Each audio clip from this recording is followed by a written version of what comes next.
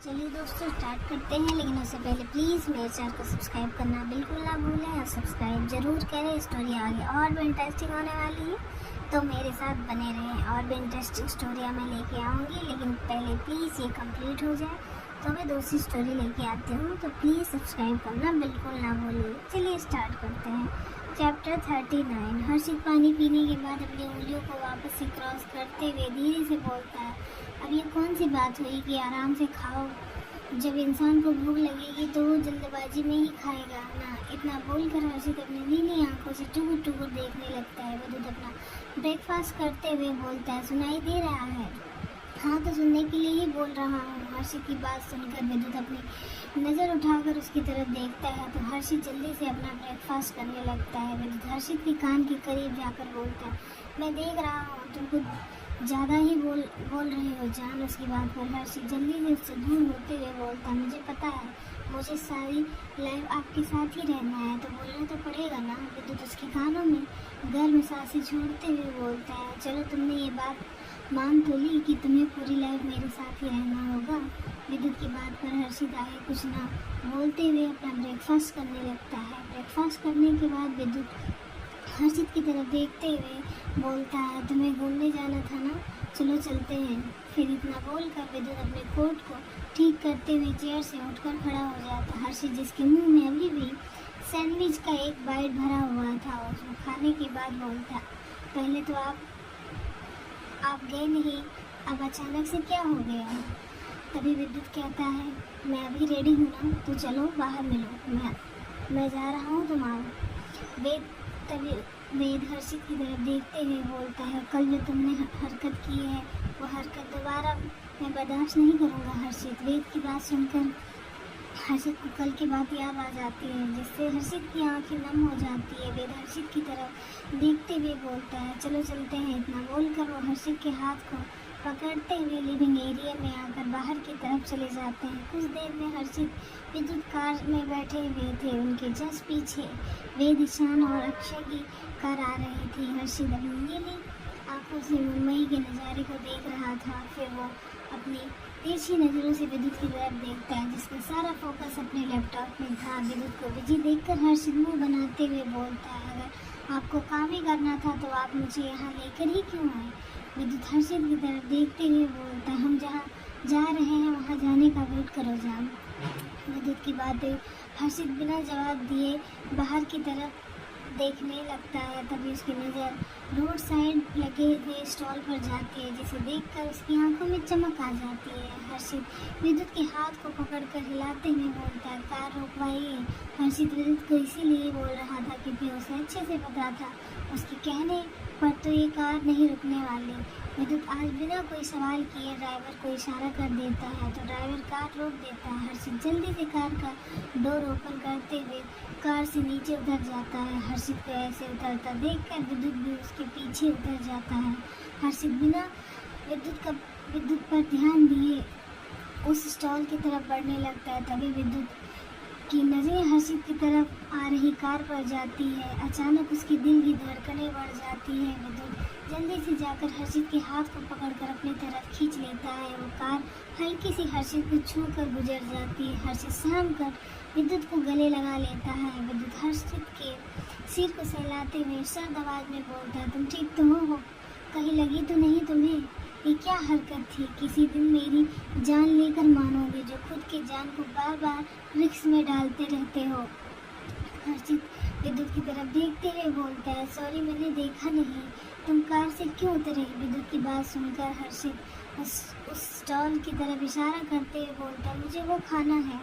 विद्युत उस स्टॉल को एक नज़र देखने के बाद हर्षित को घूरते हुए बोलता है, सीरियसली तुम्हें लगता है इतना हाइजीनिक फूड मैं तुम्हें खाने दूंगा? तुम्हारी तबीयत खराब हो जाएगी, इसीलिए चुपचाप चलो। इतना बोलकर विद्युत कार में बैठ जाता है और हर्षित को बैठने का इशारा करता है। हर्षित पैर पटकते हुए कार में बैठ जाता है और कार का डोर इतनी तेज से बंद करता है कि जैसे बता रहा है कि वो विद्युत से कितना गुस्सा है। ताज होटल।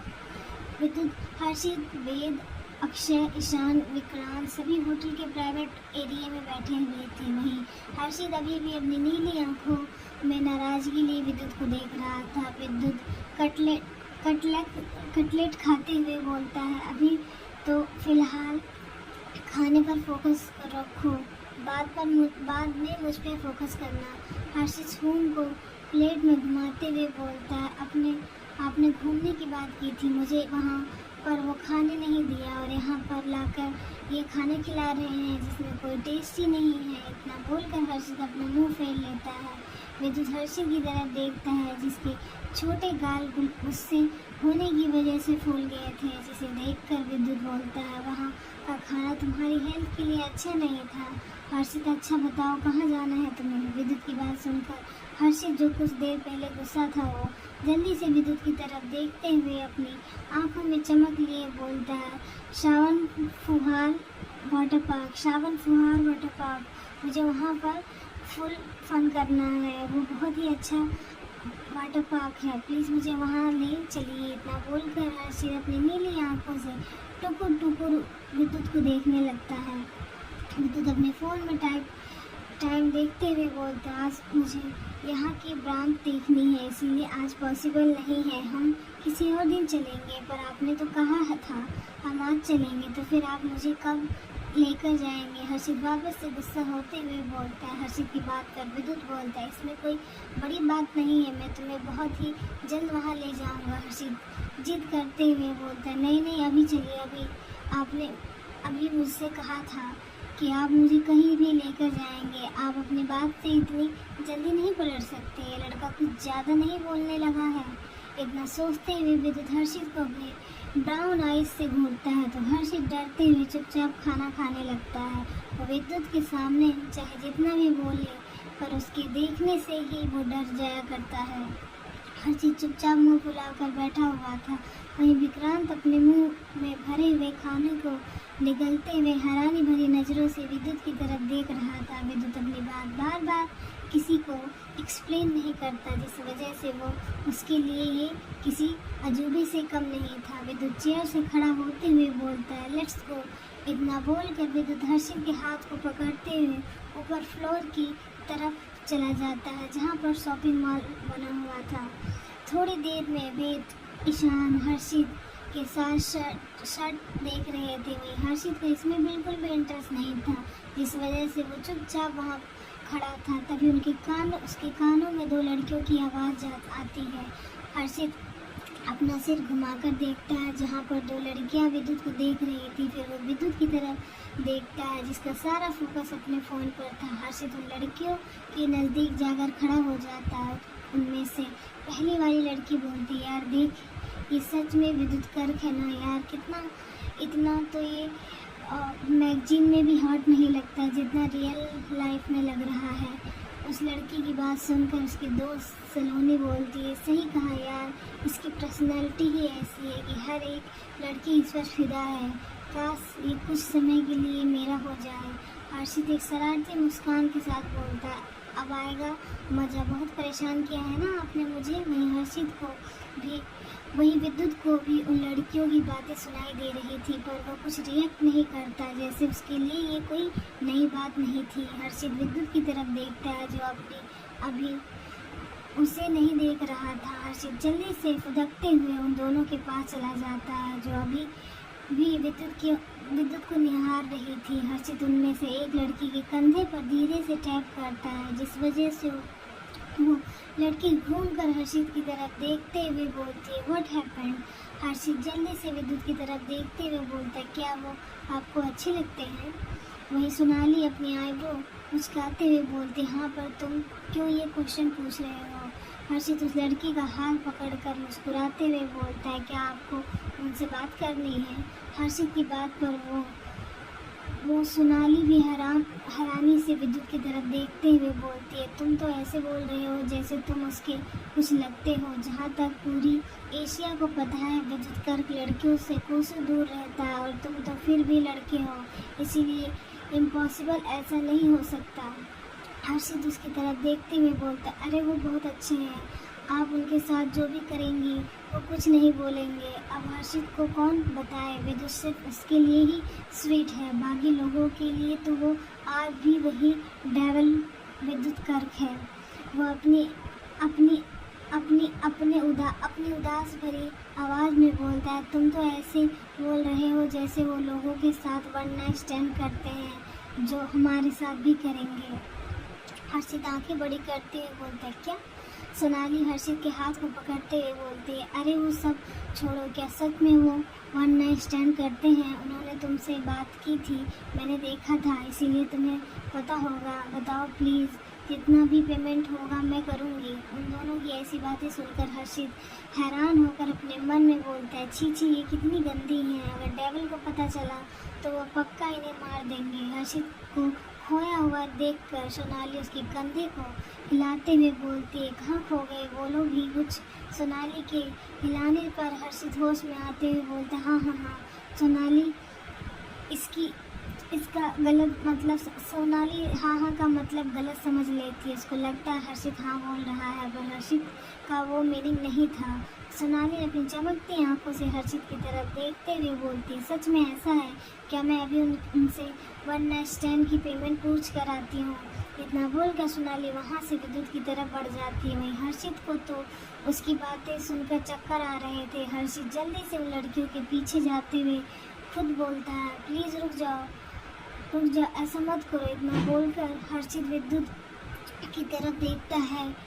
तब तक वो दोनों विद्युत के पास पहुंच चुकी थी। विद्युत के पास उन दोनों को देखकर हर्षित को जैसे सदमा लग जाता है। हर्षित डरते हुए खुद से बोलता है, ये क्या हो गया मुझसे? अगर इन्हें पता चला ये सब मेरी वजह से हुआ है तो फिर मुझे इनसे कोई नहीं बचा सकता। इतना बोलकर हर्षित टेबल के पीछे छुप जाता है और अपना छोटा सा सिर टेबल से बाहर निकालते हुए विद्युत की तरफ देखने लगता है। वहीं वो दोनों लड़कियां विद्युत के पास खड़ी होकर उसको देख रही थी। उन दोनों को अपने पास देखकर विद्युत को गुस्सा तो आ रहा था, बट वो कंट्रोल किए हुए खड़ा था। सोनाली विद्युत के गाल पर किस करते हुए बोलती है, हटी, मैंने सुना है तुम वन नाइट स्टैंड करते हो, क्या रेट है तुम्हारा एक नाइट का?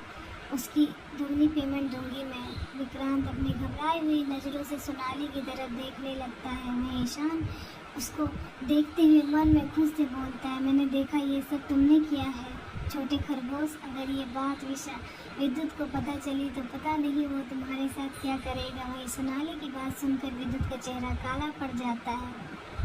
वहीं अक्षय ईशान की तरफ देखते हुए बोलता है, ब्रो आपको क्या लगता है इसके साथ क्या होने वाला है? उसकी बात पर ईशान उसकी तरफ देखते हुए बोलता है, तुम्हें क्या लगता है विद्युत इसके साथ क्या करेगा? फिलहाल जो करेगा उसे तो खुद अपनी आंखों से देख लो। इतना कहते हुए वो अक्षय को सामने देखने का इशारा करता है। विद्युत सोनाली के हाथ को मोड़ते उसे धक्का दे देता है, मोड़कर उसे धक्का दे देता है। सोनाली ने ऊंची हील पहनी थी जिस वजह से उसका बैलेंस बिगड़ जाता है और वह जमीन पर गिर जाती है। विद्युत अपनी पंजों के बल बैठकर सर दबाव में बोलता है, क्या कहा तुमने? फिर से कहो। सोनाली बेशर्म की तरह बोलती है, यही कि आप वन नाइट स्टैंड करते हैं। इससे आगे सोनाली कुछ बोलती कि उसकी एक चीख उस फ्लोर पर गूंज उठती है। विद्युत उसके हाथ को और मजबूती से पकड़कर उसे मोड़ते हुए दांत पीस कर बोलता है, क्या कहा तुमने? तुम विद्युत कर्क की कीमत लगाओगी? इतनी हैसियत नहीं है तुम्हारी कि तुम मेरे पास भी खड़ी हो सको। Be in your limit. वहीं टेबल के पीछे छुपा हुआ हर्षित अपनी आंखों पर हाथ रखते हुए अपनी 2 उंगलियों को हटाते हुए बोलता है, बेचारी कितनी जोर से लगी होगी ये, पर ये कितनी बेशर्म है जो डेविल के साथ वन नाइट स्टैंड करने को बोलकर पेमेंट देने की का भी बोल रही है। तो गाइस मिलते हैं नेक्स्ट चैप्टर में, लेकिन प्लीज़ मेरे चैनल को सब्सक्राइब ज़रूर करें। Bye bye.